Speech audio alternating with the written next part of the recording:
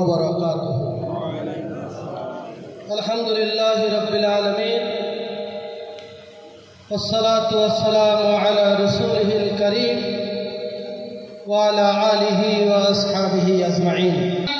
বাংলাদেশ জামাত ইসলামীকে হাঁটি হাঁটি পা পা করে বাংলাদেশের এমন একটি অবস্থানে জামাত ইসলামী রয়েছে, জামাত ইসলামীকে দল মত ধর্ম নির্বিশেষে এদেশের সাধারণ মানুষ জামাত ইসলামীকে গ্রহণ করেছে। জামাত ইসলামী এই দায়িত্ব নেওয়ার জন্য প্রস্তুত রয়েছে ইনশাআল্লাহ। সম্মানিত ভাই এবং বন্ধুগণ, জামাত ইসলামী সারা দেশে 300 আসনেই প্রার্থী দিয়ে কয়েক মাস আগ থেকেই নির্বাচনী কার্যক্রম শুরু করেছে আলহামদুলিল্লাহ। অন্য কোনো দলের কোনো আসনে প্রার্থী ডিক্লেয়ার করেছে আমাদের জানা নাই। জামাত ইসলাম একটি নির্বাচনী সংগঠন, নির্বাচনমুখী দল। জামাত ইসলামী গণতান্ত্রিক পন্থায় জনগণের মতামতের ভিত্তিতে এই বাংলাদেশের দায়িত্ব গ্রহণ করতে প্রস্তুত রয়েছে। আগামীতে আল্লাহ যদি রহমত করেন, আল্লাহ মেহেরবানি করেন, এই দেশের জনগণ জামাত ইসলামীকে ভোট দিয়ে বাংলাদেশের দায়িত্ব নেওয়ার সুযোগ করে দেয়। দীর্ঘদিন যাবৎ জামাত ইসলামী আন্দোলন সংগ্রাম করছে বাংলাদেশকে একটি সুখী সমৃদ্ধ বাংলাদেশ হিসাবে গড়ে তুলবে। সেই সুযোগ এদেশের জনগণ দিলে জামাত ইসলামী এই জনগণের খেদমত করার জন্য, সেবা করার জন্য প্রস্তুত রয়েছে। সম্মানিত ভাই এবং বন্ধুগণ, 2024 সালে একটি পরিবর্তনের মধ্য দিয়ে আমরা বাংলাদেশকে নতুনভাবে পেয়েছি। আমরা 1 বছর 2 মাস আগে এরকম সমাবেশ করার চিন্তাও করতে পারি নাই। কি বলেন?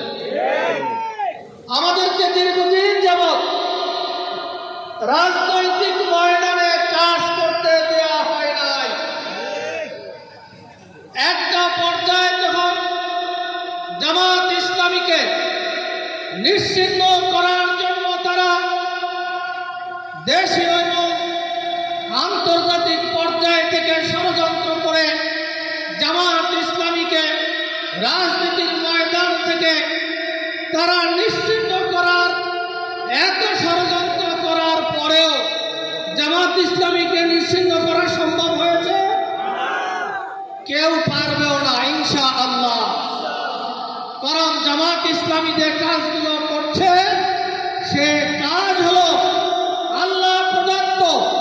আল্লাহ রাব্বুল আলামিন দুনিয়াতে আমাদেরকে যেই উদ্দেশ্যে পাঠিয়েছেন সেই উদ্দেশ্য হাসিলের জন্য বাংলাদেশ জামাত ইসলামী বাংলাদেশকে একটি সুখী সমৃদ্ধ বাংলাদেশ হিসেবে গড়ে তুলতে চায়।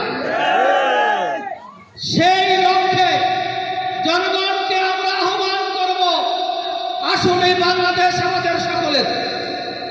যত রাজনৈতিক দল রয়েছে প্রত্যেক রাজনৈতিক দলের রাজনৈতিক কর্মসূচি দেওয়া, রাজনৈতিক কর্মকাণ্ড পরিচালনা করা প্রত্যেকটি দলের অধিকার রয়েছে।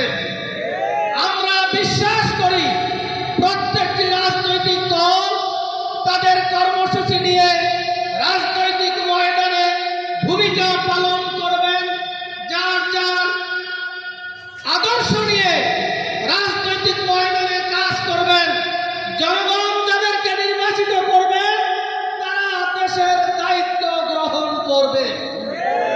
এটা যদি রাজনৈতিক সংস্কৃতি আমরা রাখতে পারি, চালু করতে পারি, কোন রাজনৈতিক দলের মধ্যে কোন হারাহারি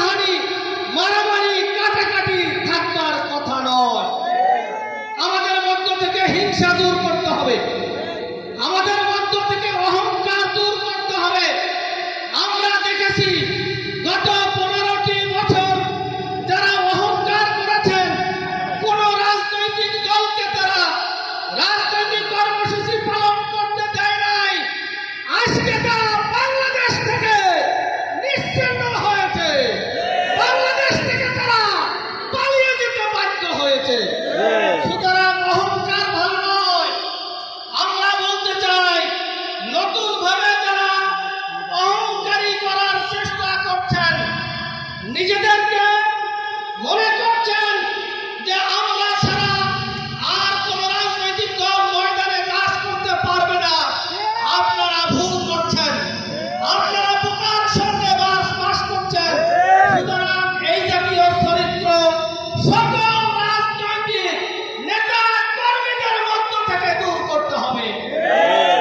আমরা কাঁধে কাঁধ মিলিয়ে সকলকে সাথে নিয়ে রাজনৈতিক ময়দানে আমরা ভূমিকা পালন করতে চাই। আমাদের আমির জামাত ডাক্তার শফিকুর রহমান বলেছেন যে বাংলাদেশে সকল রাজনৈতিক দলকে নিয়ে আমরা দেশ পরিচালনা করতে চাই।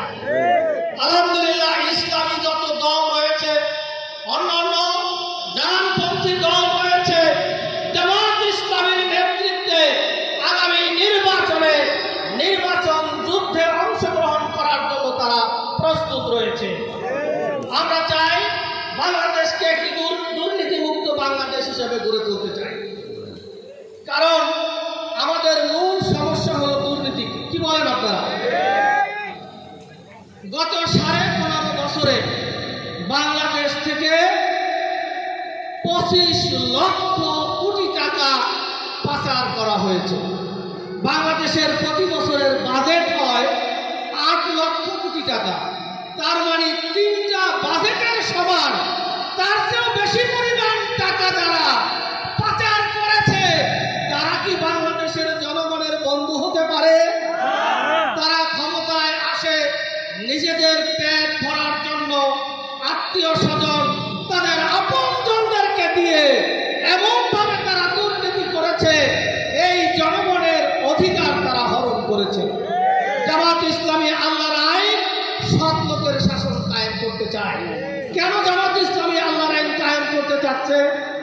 সূরা আল মাইদা 44, 45 এবং 47 তিনটি আয়াতে আল্লাহ তাআলা বলছেন, ওমান লাম ইয়াহকুম বিমা আনজালাল্লাহু ফাউলাইকা হুমুল কাফিরুন ফাউলাইকা হুমুল যালিমুন ফাউলাইকা হুমুল ফাসিকুন। আল্লাহ রাব্বুল আলামিন যে নাজিল করেছেন কোরআন, সেই নাজিলকৃত বিধিবিধান অনুযায়ী যারা বিচার ফায়সালা করে না, তারা কাফের, তারা জালেম, তারা ফাসিক। এই আল্লাহর আইন বাস্তবায়ন না করা পর্যন্ত আমরা কি এর বাইরে আছি? আমরা কি এর বাইরে আছি?